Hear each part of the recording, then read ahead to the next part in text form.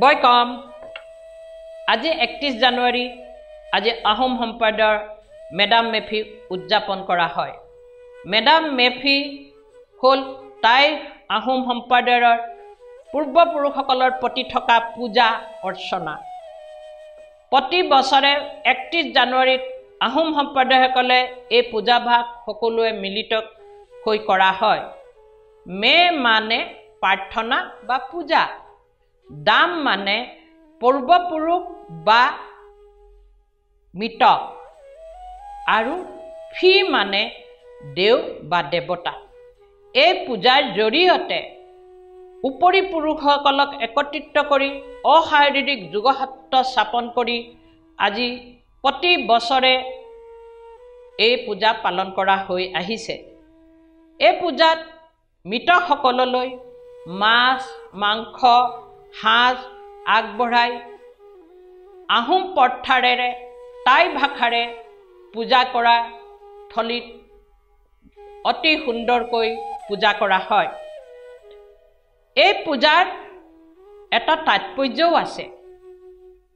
ইয়াৰ অৰ্থ আমি যেতিয়া পূজাত তেওঁলোকক উপৰিপুৰুষসকলক সেৱা কৰোঁ, সদায় ওপৰলৈ চাই সেৱা কৰোঁ, কাৰণ ৰজা স্বৰ্গদেউসকল আৰু আমাৰ সকলো উপৰিপুৰুষসকল এতিয়াও তেওঁলোক স্বৰ্গত বাস কৰিছে।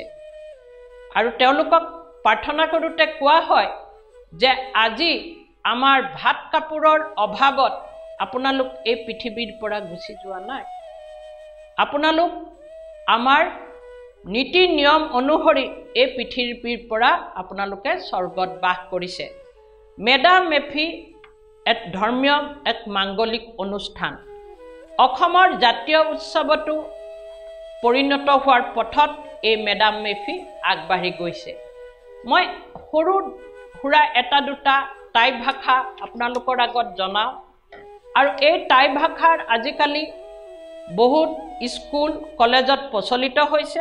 আগৰ পৰাও সেই শিক্ষা অনুষ্ঠান আছিল, আৰু এতিয়া বহু ল'ৰা ছোৱালী টাই ভাষাত পাৰ্গত হৈ আছে।